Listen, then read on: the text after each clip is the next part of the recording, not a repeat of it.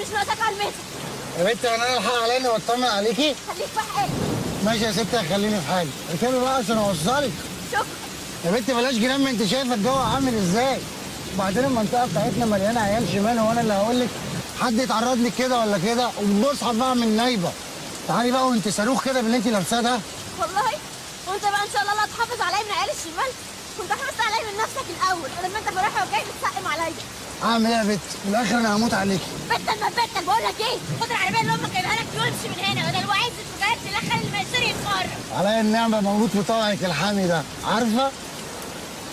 خربشتك دي ممكن تخلينا نعمل احلى شغل مع بعض. دليل ادب وحيوان.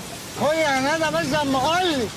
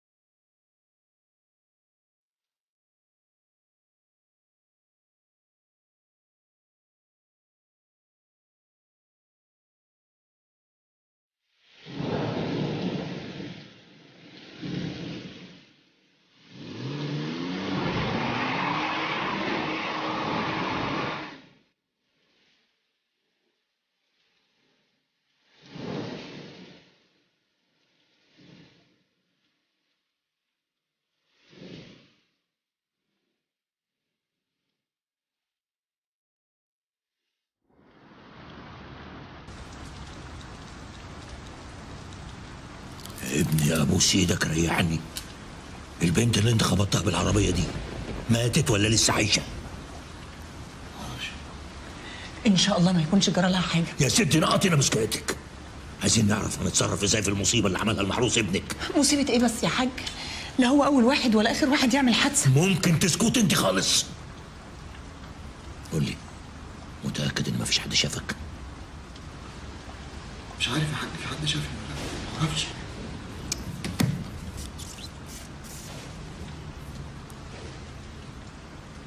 الو.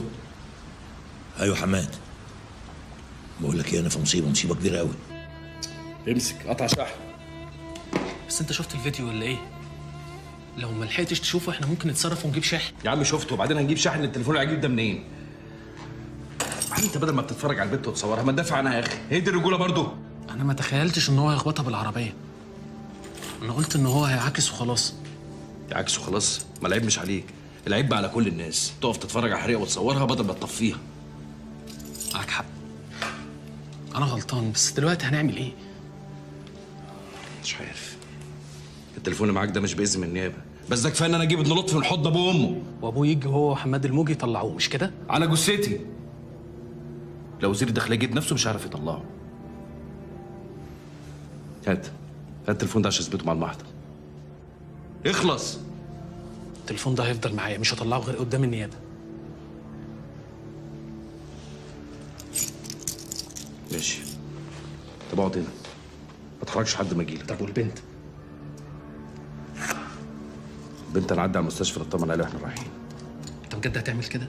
هعمل كده، وانت اجدع مني ياض ولا ايه؟ بس انت برضه وكيت على فكره. كويس انت جيت بلغت وما خفتش. ما تزعلش مني ياض من اللي حصل، بس انت بصراحه برضه واد مستفز. المشكله اللي كل واحد لما بيجي بيدور على حقه بيبقى قدام الناس شكله مستفز. عامة انا عرفت اللي انت عملته مع تايسو. الظاهر اني كنت فاهمه غلط. ترزع يا نير، ما تحركش لحد ما يجي تفهمه ولا لا. حاضر.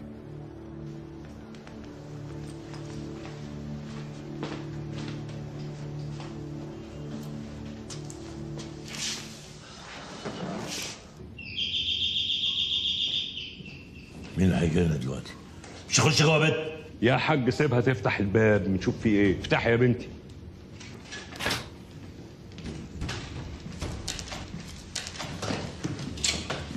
مساء الخير يا حاج لطفي. سليم باشا، خير؟ ده ايه الخطوة العزيزة دي؟ سليم باشا، ظابط مباحث الاسم. اهلا وسهلا. طبعا احنا التقينا قبل كده. ابنك تامر فين؟ ها؟ سمعتني، ابنك فين؟ تامر مع شادي يا ابني، هم سافروا مع بعض الصبح. خير في حاجه؟ يعني هو بعد ما خبط البنت الغلبانه طلع على العين السخنه؟ لا مؤاخذه يا باشا، بنت غلبانه مين اللي هو خبطها؟ هو الباشا مين؟ نشأت فهمي المحامي. محامي؟ ولحقت تجيب محامي كمان بالسرعه دي؟ ليه السرعه دي يا حاج لطفي؟ لا انت فاهم غلط. انا وحماد بيه اصدقاء للحاج لطفي، وبعدين لا الحاج لطفي ولا تامر ابنه عندهم قضايا عشان يحتاجوا محامي. طب اقعد انا مطول شويه مش ماشي. اقعد يا حاج لطفي، اقعد ما تخافش، انا مش جاي لك انت. اقعد. ابنك تامر فين؟ اظن احنا جاوبنا على السؤال ده قبل كده. وعربيته كمان في العين السخنه؟ أنهي عربية يا عدم المؤاخذة؟ احنا عندنا عربيات كتير، وتامر ما تاخذنيش يعني بيركب أي واحدة. لا ما انا عارف، انا قصدي على البي ام الحمراء. مش هو عنده بي ام حمراء؟ عنده بي ام حمراء، بس اشمعنى العربية دي؟ طب ايه رأي سعادتك ان دي بالذات بقى عند السمكري بقى لها كام يوم؟ كام يوم يا حاج لطفي؟ ده متصور بيها النهارده وبيخبط البيت. تصور؟ متصور ازاي يعني؟ والله البلاغ اللي جالنا كده مش هتبلى عليه. بعدين اللي بلغ عنه زياد اللي انت جيت طلعته، مش هتبلى على ابنك. على فكره يا باشا، الفيديوهات دي بيتلعب فيها. ليه يا نشأت بيه؟ ده لسه الموضوع من شويه. خلاص، اللي يفصل بينا المعمل الجنائي، وبعدين تامر مع شادي في العين السخنه، وعندنا شهود على كده. في اسئله تانية؟ لا مش جاي اسال، انا جاي اخد تامر وامشي. وتامر مش هنا. تمام. على العموم بقى يا حاج لطفي، ابنك في السخنه في الساعه، انا مش هلحق. يا سليم بيه، احنا تامر ابننا ما عملش اي حاجه. انا مش فاهم انت حاطه في دماغك كده ليه؟ وبعدين يعني ما اعتقدش ان وزير الداخليه هيعجبه الكلام ده. لا السكه دي مش تمشي معايا. بعدين اسال عليا وانت تعرف ان انا ما بخافش. بس انت بقى خاف على ابنك وخليه يجي لي بنفسه بدل ما اروح اجيبه. نورت يا سيدي باشا، ولو انك ما لحقتش تشرب حاجه معانا يعني. ماشي، تبقاش تزعل بقى من اللي هيحصل. سليم باشا،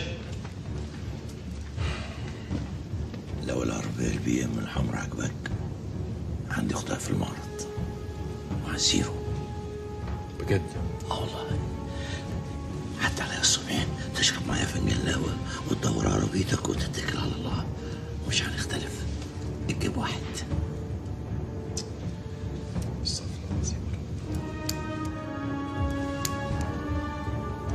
انت دي موعى من لطفي.